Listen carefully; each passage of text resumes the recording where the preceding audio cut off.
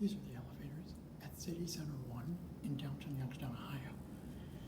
These are original old Otis's from 1973.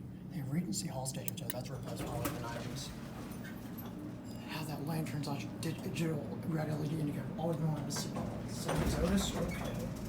Wants to close awful fast. These are fun. Yes, they are original. Lower lobby. No, here we go down.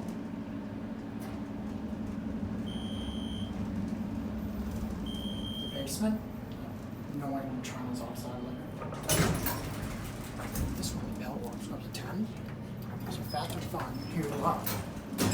The indicator, that's in perfect condition. Most of the time when there's these 70s Otises with that indicator lantern thing, it's in like terrible condition. These are in perfect condition. And the old-fashioned bells. These elevators are in pristine condition. Wow.